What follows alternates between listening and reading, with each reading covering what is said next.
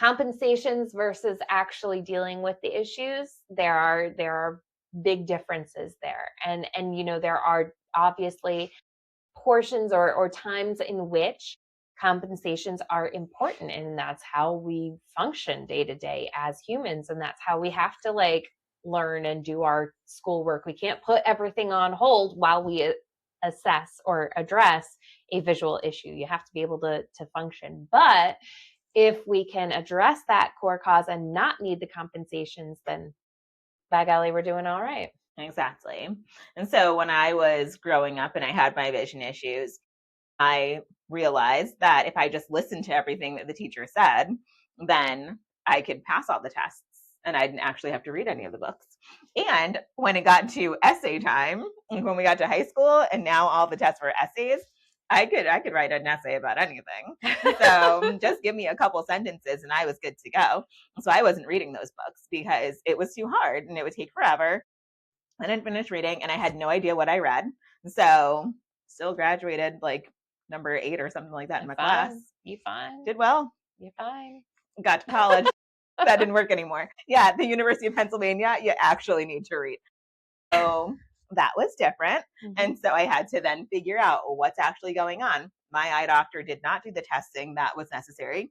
And so I figured out new ways to compensate. I figured out how to persevere through my double vision and all of that. And graduated early, so still did okay for myself. And then in optometry school, it's even harder. Guess what? Then I was double all the time, distance and vernier, and then did vision therapy for like a few weeks, and then I was fixed. And I was like, that's funny. It's gonna save me some trouble. But here we are. Here we are. Yeah. So then a lot of times, like I said, when we're thinking about like taking away things, like if you don't do this, then you're going to lose your tablet time or anything like that.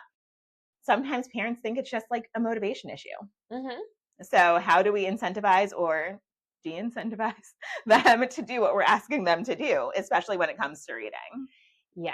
So I think, again, it comes back down to, I think most kids want to please. Most kids want to succeed. Most kids want to do well. And it may not be at reading. If they've already kind of made up their mind, I'm not a good reader, I don't care about reading, I don't want to be good at school.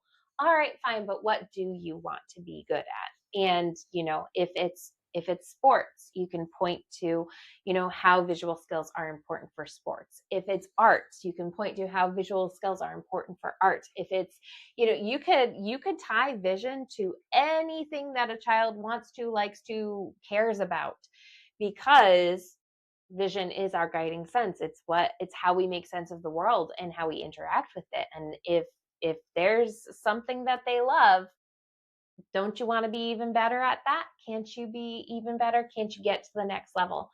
And I think that's one way you can really pull on it. And then just by, impacting their vision in that sort of performance, reading just comes naturally. And all of a sudden they're just reading and they're not thinking about it.